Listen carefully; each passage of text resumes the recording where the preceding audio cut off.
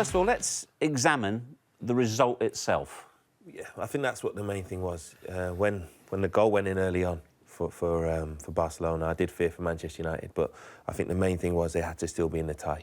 And they know that if they were in the tie with how they've done earlier in the competition, away at Juventus, away at PSG, they know that they can just get that one chance and they're back in it. So now they know they're going to have to go and score. We were chatting off air and we're thinking, you know, for them to keep a clean sheet was going to be very, very difficult. So I think it's a decent result. I think all of the ties are very, very evenly poised.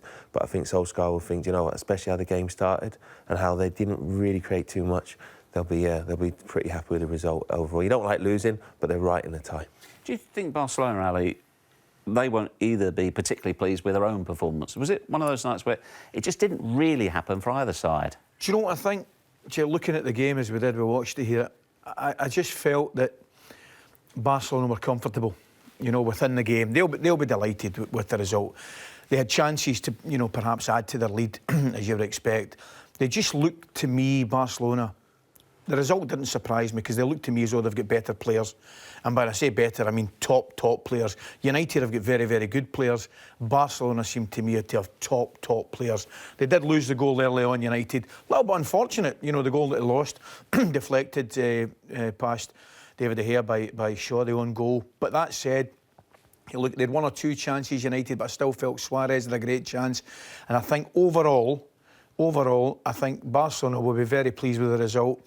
But at the same time, I agree with Matt, I think after the start, first 10, 15 minutes of that particular game, I think Solskjaer will be reasonably happy to come away with a 1-0 defeat. I know it sounds crazy, that, right? Because we're talking the last, you know, 8 of the biggest club tournament in world football. But I think when he examines it, he'll say, OK, we'll take the 1-0 defeat. What he's faced with now is the challenge of an even better result than they've had in Europe so far. The result against Paris Saint-Germain was one. I actually said at the time, I think it's one of the best results in United's history.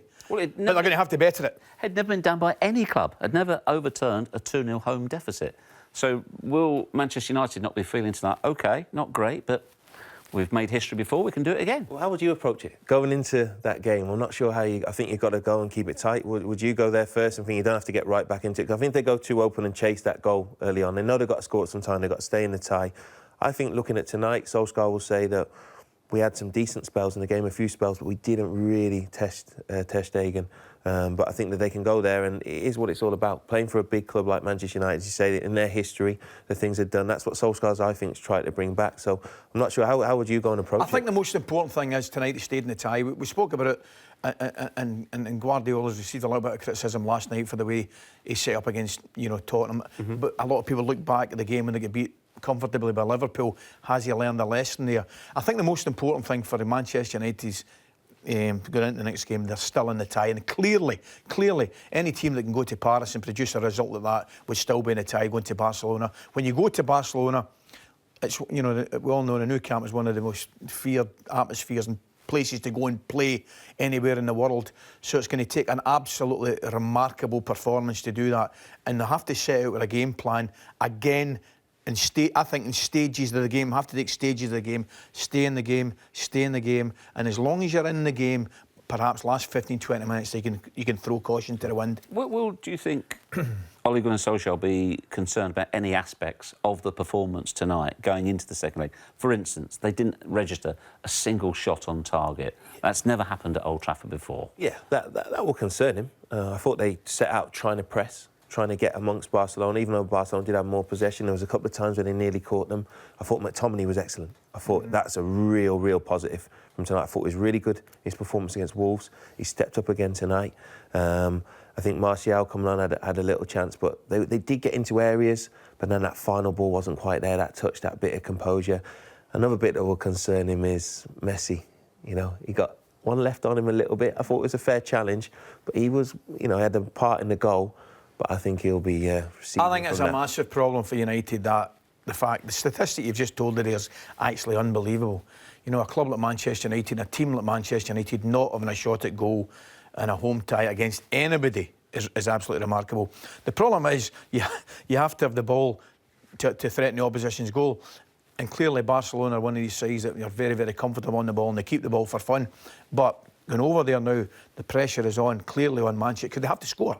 Manchester United have to score. Did they cancel each other out, or were they both just, I don't know, a little bit muted tonight, both sides? I thought Barcelona were a bit below par. I've not seen them give the ball away quite as much. I thought the Suarez chance was excellent, but Manchester United still had a couple of decent chances. I thought the Dalot header at the back post, he should be... He gets in a little bit. Yeah. Seems to me as if he gets in a little bit early, Matt, and he's trying to come back He's on in it. two minds. Is he trying to head it back across or heading on goal? I think actually the run he makes is a great delivery, and I think the run he makes actually slightly takes him by the ball, and he's trying to come back across it. He's actually coming back the way to, but he should do better with the header. Rashford volley as well. I thought.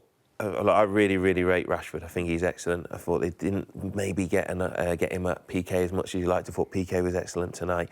But I thought the Rashford chance as well, they're the sort of ones that, not, you know, that's not a gilt-edged chance, but it's a good chance. Could he have taken a touch and then shot? But I think they're the moments, if they're going to go there, they need De Gea to play well. I thought he made a really good save with his foot. They need him to be on it. But any chances and any set pieces that come in the box, things like that, need to really, really be right at it. See, another of the concerning things from if we're talking about Manchester United here is, you know, we didn't really see some great performances from Manchester United players. McTominay, I thought, was arguably the best player in their side.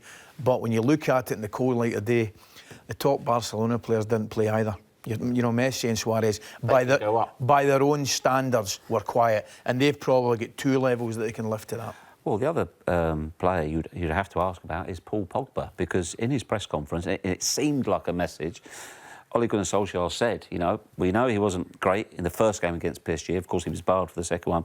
He said, if he's on form tonight against Barcelona, Paul Pogba can run this game. Well, people talk about Pogba being one of, you know, he wants to be a great, great player. So Messi, Ronaldo, top players. Talk about midfielders who really, over the years, have ran the show.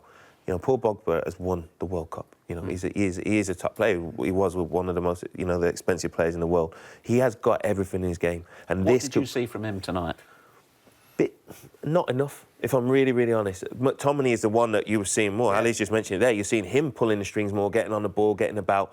So if Pogba could really elevate himself with those Manchester United fans, and he's talk about him moving and this and that, well, this is your season. You know, we're here at Manchester United being the present. Hazard, there's talk about him leaving and going to Real Madrid. He runs the show all the time. Ramsey at Arsenal, he's going, but he's still running the show. So Pogba, for me, on that stage, has to step up and really go and get on the ball, in possession, out possession, and make it happen. Like he's shown in glimpses, but I want to see it in that Manchester United shirt, and he could be the difference. These are the games that great players turn up in. These are the games where you see great players, great play.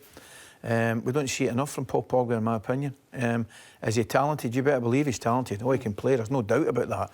But I think, you know, I actually think that his manager was asking him a wee question tonight, saying, come on then, you're a little bit of a disappointment. Now's the opportunity.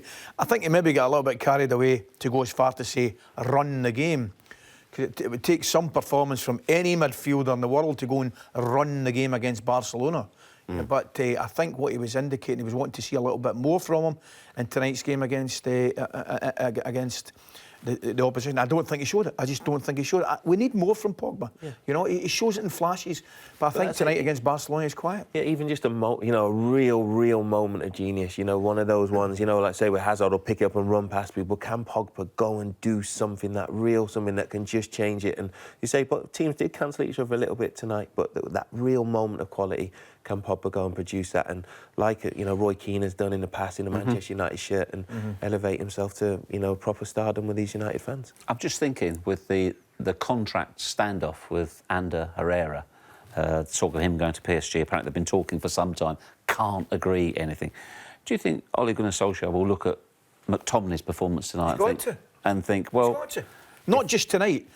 I thought he's one of the better United players in that wonderful result over in Paris. I've got to say, I thought McTominay's been fantastic. I think his performances, you know, are definitely maturing. He's still a young man, clearly still a young man with a fantastic future ahead of him. And it's got to come into Solskjaer's thoughts that what you've indicated. You know, can we afford to let him go? We've got McTominay coming through. That's a decision he's going to have to make. But it is now giving him a decision, whereas maybe 3, 4, 5 months ago it wasn't so much of a decision. Yeah, I totally agree. And credit. You were impressed with him, weren't you, at Wolves? Really, really impressed. I thought at Wolves he was the one. He had one little moment which was costly that ended up with a ball that Young got sent off. But apart from that, he scored the goal. He got about the pitch. He broke the lines, got into the box. So he scored the one goal, had the header.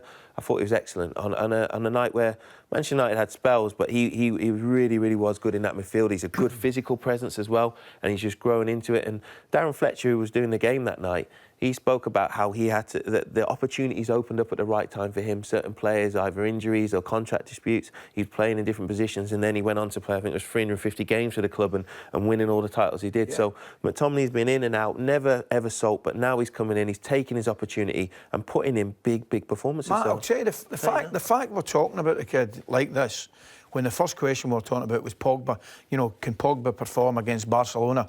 We don't know. And now's the opportunity. We've got to start seeing it. He's got to turn up now. He effectively didn't turn up, but I tell you who did turn up, McTominay. Absolutely. In the wider picture, are you slightly concerned for Manchester United? Yes. That's 4 defeats out of 5.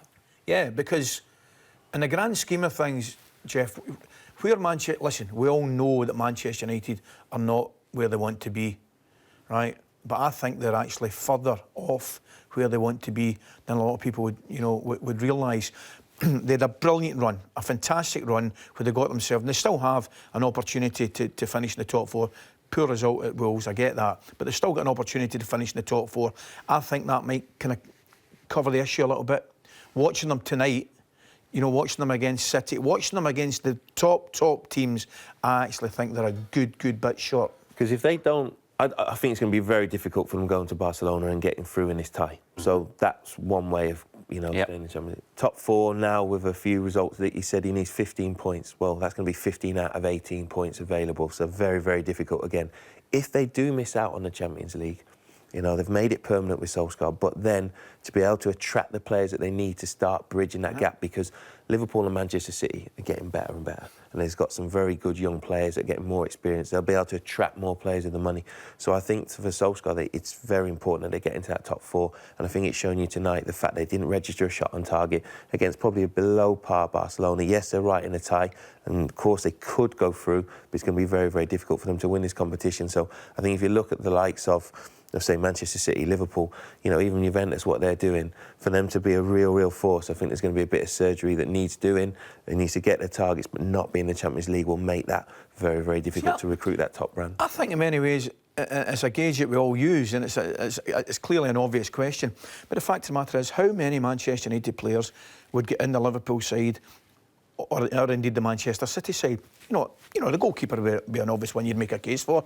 After that, you're going to have to make strong cases for certain players, because I just think, I don't know whether you guys agree, I just think at the top level, I think City have got far better players, and I actually think Liverpool have got far better players. Yeah, Manchester United players are very good players, but I don't think they're the top. Yeah. Well, maybe the second part to that question is, would Paul Pogba stroll into either of those teams?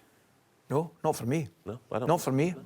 I think on his day, he can be a top player. But it's a World Cup one we're talking about. But the consistency and the level he's playing at the moment in time, no, there'd be. I don't think he would. I don't think he would get into a Manchester City team or.